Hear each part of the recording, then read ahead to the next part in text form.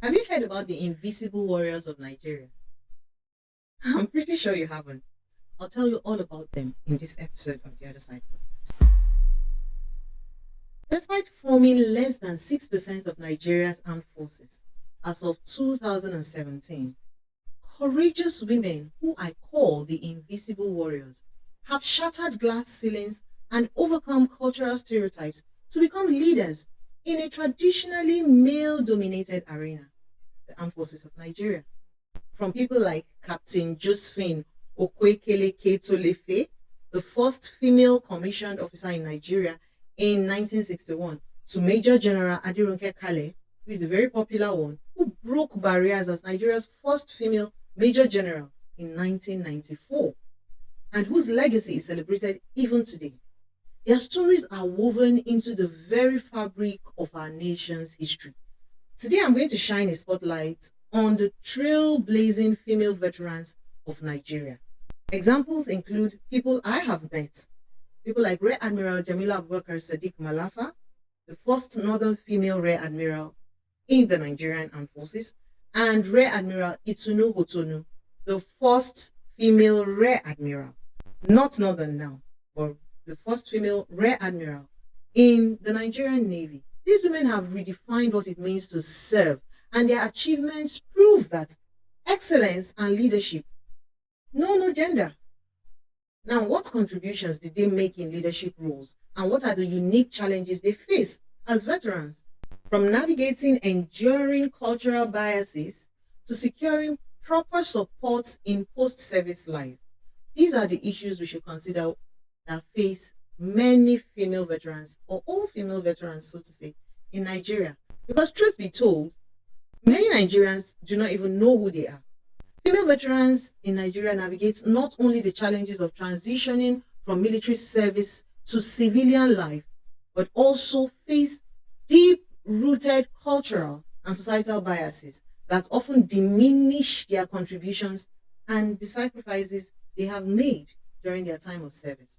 Despite serving alongside their male counterparts in a predominantly male institution, many women who have donned the uniform confront additional hurdles in recognition, support, and reintegration into society, because a whole lot of people look at them with a certain perception that they are too tough or they are no longer feminine because they served in the armed forces. Historically, Nigeria's military narrative has been dominated by male stories of valor, with female contributions frequently relegated to the background. Traditional gender roles in many Nigerian communities expect women to be homemakers and caregivers, which stands in stark contrast to the disciplined, combative environment of the armed forces. Now, this cultural dissonance can result in female veterans feeling invincible and unappreciated for their service. For many Nigerian women who have served, returning to a society that upholds rigid gender norms can be disheartening. They are often met with skepticism about their capabilities and questioned about their choices to pursue a career in the military. A lot of people still do not understand why a woman would rather serve in the military than be a teacher. Oftentimes, very few of them are known to the public. And most times, when these women are spoken about, it is because they were first to probably attain certain ranks. Remember, I introduced 3 women like that. However, beyond attaining those ranks, these women achieved so much, added a whole lot of value to the system and to Nigeria as a whole. For example, Rear Admiral Hotonu retired, was the pioneer head of the Nigerian Navy post-housing system, which has turned out to be one of the best post-housing systems in the military. But people barely say that about her. Rather, they will say she was the first female Rear Admiral in Nigeria. This goes to tell you the biases. Apart from Rear Admiral Hotonu, several other women who did not rise to the rank of Rear Admiral or Major General added a whole lot to the system. They achieved amazing feats in their areas of specialization, but very little is recorded or known of these achievements because, like I said, they are the invisible warriors.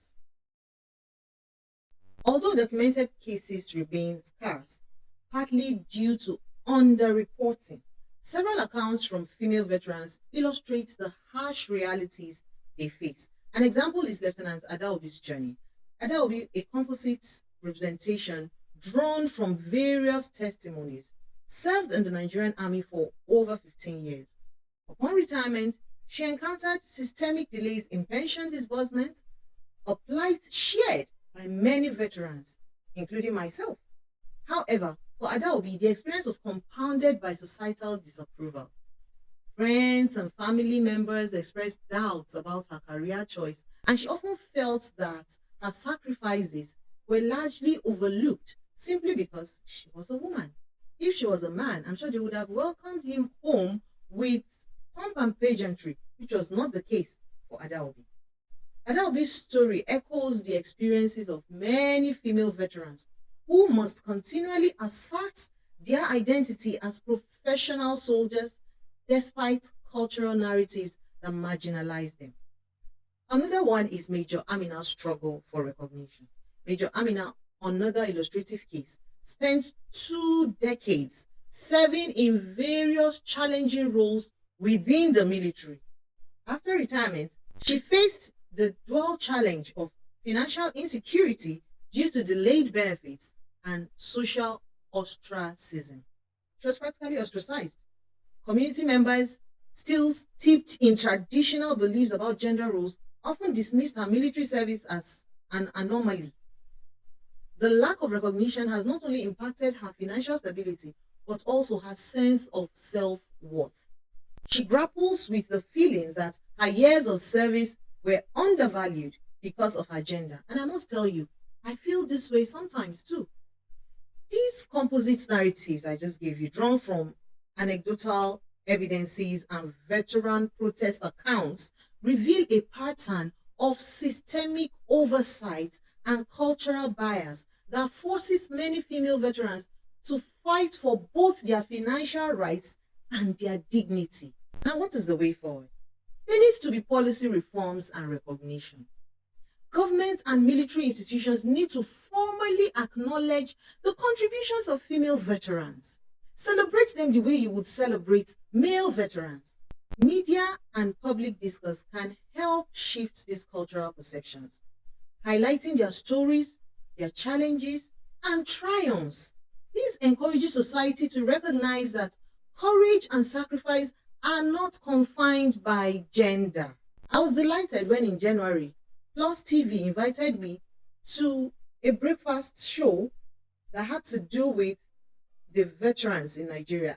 It was strange because rarely would you find this happen amongst our media institutions. They would rather invite the male veterans to talk on security and other things that affect Nigeria, forgetting that some female veterans have even more knowledge, if you ask me, about these issues than the people they decide to invite simply because they are men.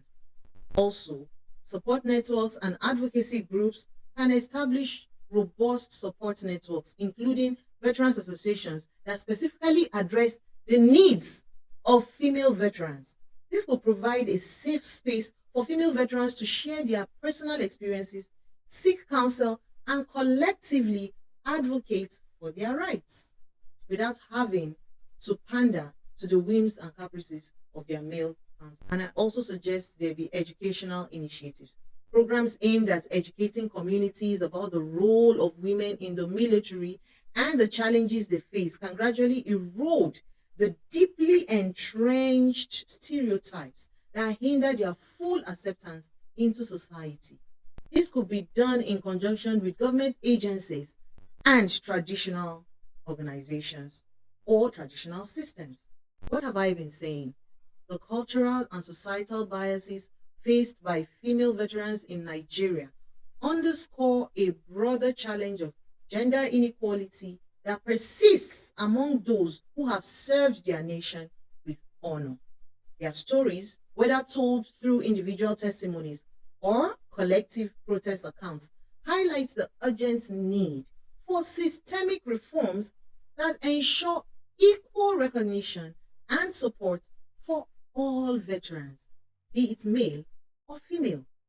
By addressing these biases head on through policy changes, through advocacy, through education, and of course through the media, Nigeria can honor the service of its female warriors who have become invincible to us all and pave the way for a more inclusive and respectful society. So, as I wrap up today's episode, let us remember that the legacy of Nigeria's female veterans is one of resilience, determination, and transformative impact. Their stories, etched in history by pioneers like Tolefe, Kale, Kotonu, Malafa, and of course, me, Okori, challenge us to rethink traditional narratives and advocate for a future where every veteran receives the recognition and support they deserve. Now is the time to act. Let's share these inspiring stories with our communities, engage with policymakers to push for improved veteran care and reintegration systems or programs, and support initiatives that empower women in security roles. Together, we can help ensure that the sacrifices and achievements of these remarkable women pave the way for a more inclusive and just society. You have been on the Other Side podcast with me, 𝐸𝐴NNABEL 𝐾𝐜𝐿. Thank you for watching and see you next time.